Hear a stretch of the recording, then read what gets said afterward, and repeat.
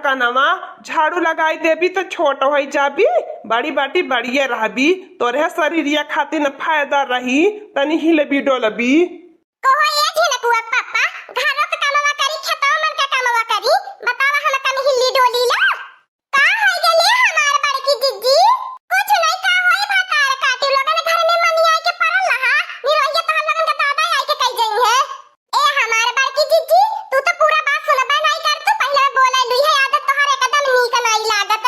ए हमार बड़की दीदी घर का तू कुल टहलिया बजाना है, हमने जात बाटी धान निर्वाही करे, तू कहियो खेते में गोड़ा नहीं डारे के परी, पूरा धान निर्वाही की जिम्मेदारी हमने लेत बाटी। चला ये लड़का बहनी खुरपी लाना चला आवा निरावा। ए हमार बड़की दीदी इतना कमा सपर जाई तो से ने। अरे हमार बहनी लोगन आज ने कैसे बड़े झट्टे खेते जाए खातिर तैयार होई गईनी, नहीं तेनन के खेते मन का काम सुन के बीमारी चापती रहली है। आखिर आज इन्हें का मसला का बाय। ए मोटका नवा अब मुँह बाई के तकबे करबी कि चलबी चाय पानी बनाई के देबी, लड़की तखिनाई के ले जाई खेते दे आई, बेचारी बगैर चाय पानी नाश्ता गईनी उन्हें धान निर्वाही करे। का हो झिनकुआ पापा कैसन तू है लड़की तखिनाई का बड़ा चिंता सतावती है। आ दिनन के दिनन वही खेतों में हमें झुराईला तब तो अपन झिरखिरी नहीं लगता। यह गप कर भैया लोगन तो हम फांसी जब हमार दक्षिणाई से चेक करे चलाता बाए। का हो झिनकुआ पापा कौने दुनिया में चली गईला। कुछ नहीं रे हमार मोटकनवा, अकठी तनी जरूरी काम याद आई गेल त घर का काम निपटा, हम जरूरी काम निपटाई के बता बाटी। चली भैया लगन खेते में हंसे बोले के बढ़िया हम मौका मिल जाई, लड़की बा का जानी पाई वो मोटकनवा त घरे जीव कचुआई के धई दिए रहिले, बोले बतियावे के नहीं मिलत। चल के हमार बहनी लोगन खेतवा में देखे के परी, आखिर एनी आज खिचड़ी का पकावती है इनी हमारे झेनकुआ पापा गत्ते से सरकिले हने है त हम घरे का करबे अकेले। ए हमार दखिना जीजी अपने खेतवा आइलू ठीक कैलू है त हमें काहे खेतवा लिया के आइलू है, हमार निरावे आवे के कौनो मन नहीं रहल है। जाए ललका बहनी भाला तू है खेत निरावे आवे के कहला है, हम तो खाली घर से बहटियाई कैसे लिया के आइली है ताकि तो घर के टहलिया न बचावे के परे। ते आए के खेता में निरावे के परे तबा घर से एक टहलिया से बचली त खेता में आए के एक टहलिया तो फंस गईली। ए ललका बहनी तू तो बहुत छोटा जीव के बाटू, जाई पेड़वा के छैया तू बैठा आ हम खटिया बित्ता निरावत बाटी जो निरा पाईबे। ऐसन कवन बाती है दखिना हो जिज्जी तना हमें ऊपर मेहरबान होती बाटी नी। मैं का बहनी लगन टहल न बचाए के पारा हमारे जांगर बच्ची चलत बाटी पेड़वा के छैया बैठा बे। का हो हमारे छमक छैला, तू बतावा लिया घमवा में निर्वाही कह के काहे अपन चाँद वाला मुखड़वा के जरा नावती बाटू, जवने मुखड़वा के देख के हम निहारी निहारी जीला। रहा दा हमरे लगा ज्यादा बतियावे के हां नहीं ते तू है क्या तने दिन से हम कहा त बाटी कि बड़की जीजी के तलाक दे के हमसे शादी बियाह रचाए लिया। क्या तने दिन से हम आसरा लगाए के तोहरे आस में बैठा न बाटी, लेकिन तू खाली चुप्पे चुप्पे इधर मिलबा उधर मिलबा। बतावा ले आजकल बोलबो बड़की जीजी मोहाल कह दिए बाटी घरे दुआरे। बतावा ले हमें खेत में निर्वाही करे के आवे की कवन जरूरत है, तारे मारे बतावा खेते बारी में आई के मिले जुले के परत बाए, खेते मन के टहल बचावे के परत बाए।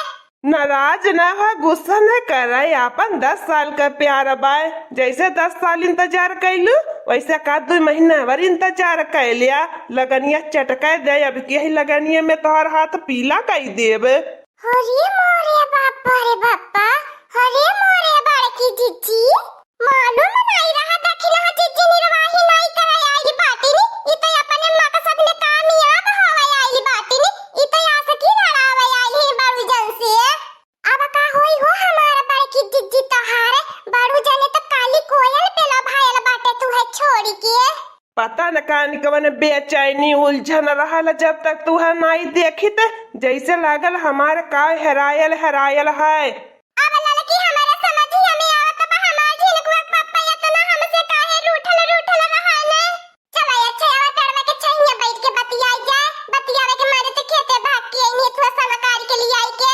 चला आवा ए घमवा में का तो जरत बाटा काहे परेशान होत बाटा। का बताई मोटकानवा भैंसिया से कहनी के तनी चैया बनाई दिए लई जाई दे आई तो हमसे एक झपट्टा झगड़ा कैले हले तो हम कहनी हम जरूरी काम बा याद आई गल आवत बाटी ओके चकमा दई के आवत बाटी।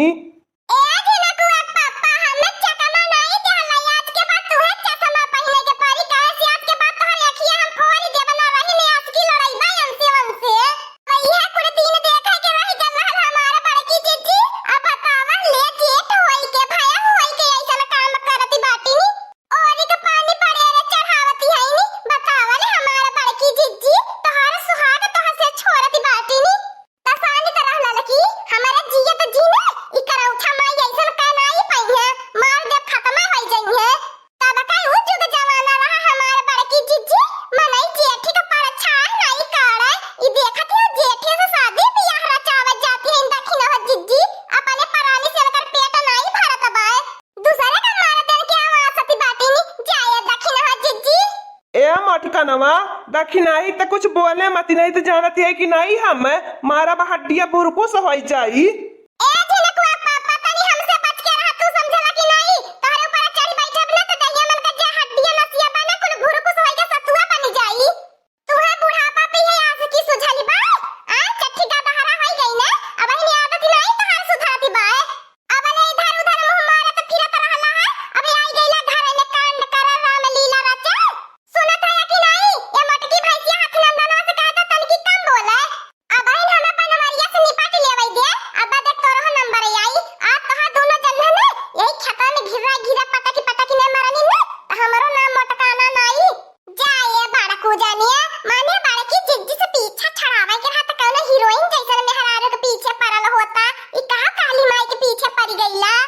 काली है तो का भयल दिलवाली हवे अब हम जानब न कि हमसे कितना प्यार करेले कौनो आज का नहीं प्यार बाय 10 साल पुराना प्यार बाय।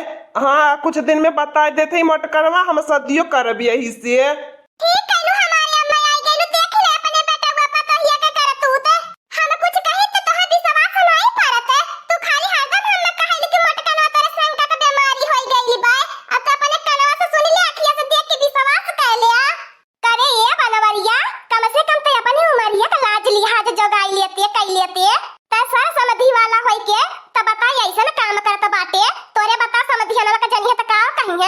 हे अम्मा जब तो जानी गई बाटी तब हम देख छुपाई बनाई कितने दिन ले हम अपन प्यार सबसे छुपाई। हाँ हम सही में दखी नहीं से प्यार करीला और वही से शादी करब।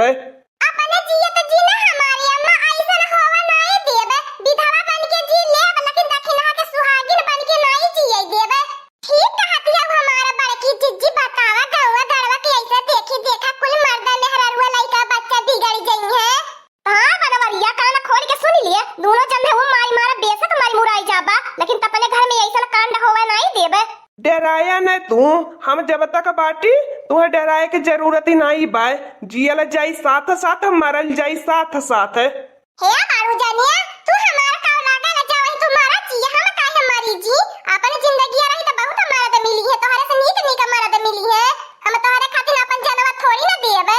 ई तू का कहती हूँ इतना दिन का प्यार एक झटका में भुलाई देहलू तू।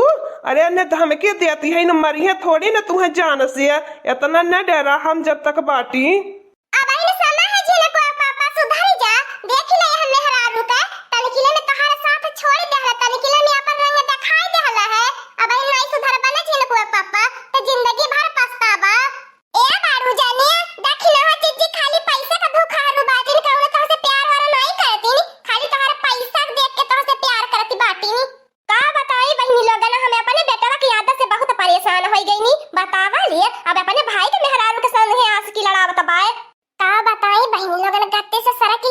नहीं तो गाँव गड़बड़ मुँह देखावा लायक नहीं रहबे तनी माई मार दी है कुली।